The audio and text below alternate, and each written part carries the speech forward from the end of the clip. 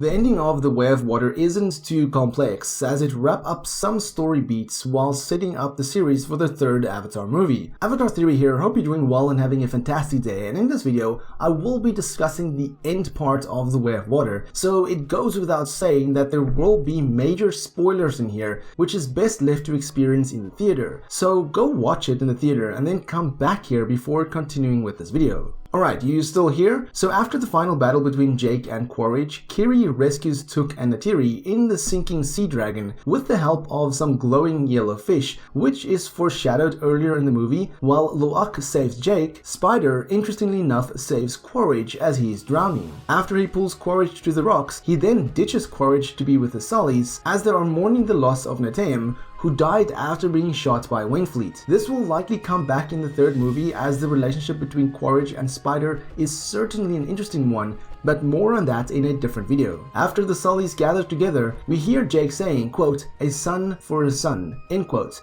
implying that they fully embraced Spider as their own now after losing Neytiri, thus they lost one son to gain another. Or at least that's how I understood it. We then cut to a funeral scene where Neytiri is singing the same song she sang in the beginning of the movie, I believe during the birth of Neytiri, where she sang to the song chord, as each bead represents a memory. Jake says that every song chord must have a last bead, as we see the body of Neytiri drifting along with the Sullys. Jake stating that a father protects and that it is what gives him meaning really hits hard, as Jake was unable to protect Neytiri while he died being a hero. They then let his body sink to the bottom of the ocean, as all energy is borrowed and one day has to be given back, as stated by Jake. As the ocean takes his body, we see an emotional scene and a flashback to the birth of Neytiri. The scene to follow shows Jake telling Tonowari that they will be leaving the Metkayina, but Tonowari then states that because his son lies with their ancestors, the Sullys are Metkayina now. Jake even states that it is their home, which likely means that the next Avatar movie will see the Metkayina take on the RDA in full force, as I highly doubt Jake will leave his home yet again. Jake and Neytiri then swims to the spirit tree underwater with the help of Payakan, where they connect to this tree one more time to see the memory of their son Neytiri. This honestly was an incredibly emotional scene, and you have to remember,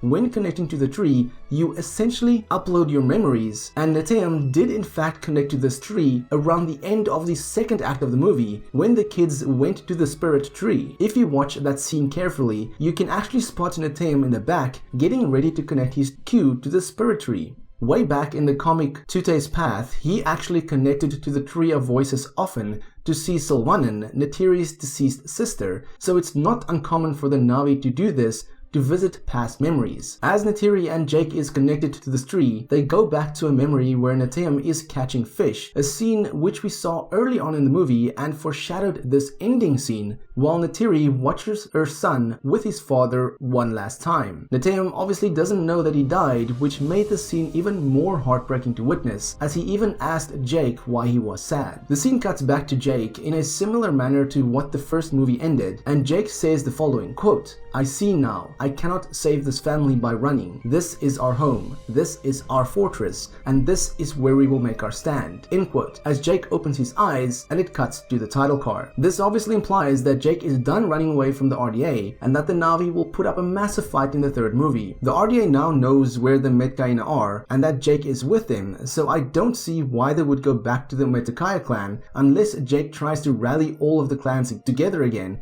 much like he did in the first movie. There was quite a bit of The Way of Water left unresolved, clearly setting up for the third movie in the franchise, as the whole story arc of Spider and Quaritch will likely come back into play again, and Kiri's backstory is still left unexplained. I can see that Avatar 3 will have a huge battle with potentially many deaths on both sides, and with Kiri's new abilities, she will probably come to save the day, rallying the creatures of Pandora in what will no doubt be an incredible scene to witness. But I can also see a possibility where Kiri brings peace between the humans and the Na'vi. However, we'll have to wait and see on that one.